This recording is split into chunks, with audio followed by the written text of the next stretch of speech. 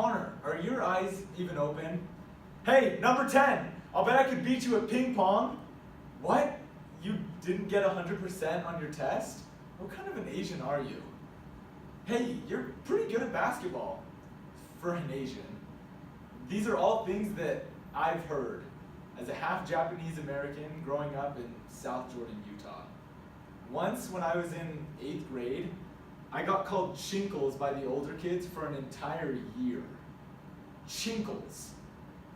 These are all instances of casual racism. And that's what I'm going to be talking about today, is the problem of casual racism.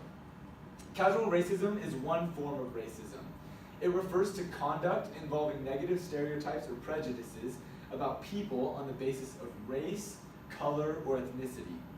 Examples include jokes, offhanded comments, and exclusion of people from social situations on the basis of race. Unlike overt and intentional acts of racism, casual racism isn't often intended to cause offense or harm. Intended. But for those of us who've been subjected or victim to casual racism, we know that the offense and the harm is just as great. Now, here I want to recognize that I have not experienced racism to the magnitude or the amount that so many people have been victim to for their entire lives. But what I am saying is that if I, a 4th generation Japanese American living in Utah of all places, can be subject to things like this on a daily basis, what kind of a problem is casual racism presenting to so many people in so many different walks of life? So I'm going to talk today about the problem that casual racism presents and a solution that you and I can be and need to be a part of. So first, the problem. Growing up in Utah as an Asian American is an interesting experience. To put it simply, everything that I do is connected to race. I can't ever separate myself from that. Everything that I do is, oh, because you're Asian, or pretty good for an Asian. It's never because you're you, or pretty good for who you are.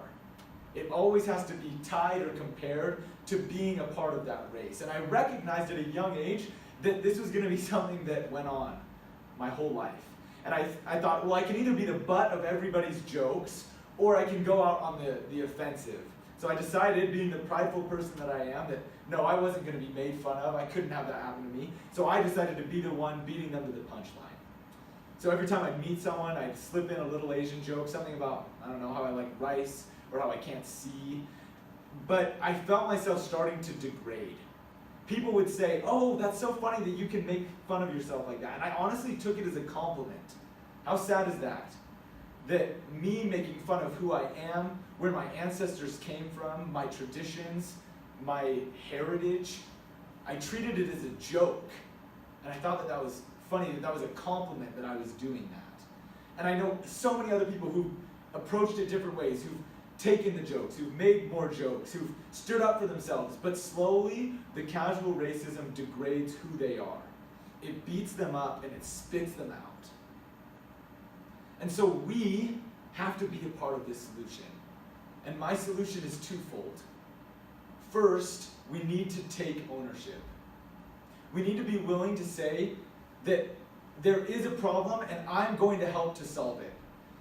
As Professor H. Rees Hansen of BYU says, living with godlike love demands that we come to really feel that all people are within our circle of loved ones and that we feel a responsibility toward them. We need to be willing to say, there are people in my community, in my circles, that are being treated unjustly. I'm being treated unjustly. And I'm going to reach out in love, and I'm going to be willing to stand up. I'm not going to say, oh, it's just a harmless joke, I'll let it fly. No, we're going to say, no, I'm going to stand up for that person. Something is wrong with that. And I'm going to be the one to not brush it aside, to not let it go under the bus. The second part of my solution is to take responsibility. As Louvier Ajayi says, stop saying you don't see color and acknowledge your privilege. So often, we just say, well, I don't see color, I treat everyone the same. But if we take that approach, even though we may treat other people the same, the people at the bottom the people who are being treated differently will continue to get beaten down, will continue to be disrespected. And we can't have that. We need to say, no, I'm going to stand up and I'm going to be the one that makes a difference, that treats the person who's at the bottom of the rung differently. I'm going to be the one to stand up and to make that difference. In conclusion, today I've talked about casual racism. I've talked about the problem it presents and a twofold solution for how we can solve it. You can make a difference. I can make a difference. We can make a difference.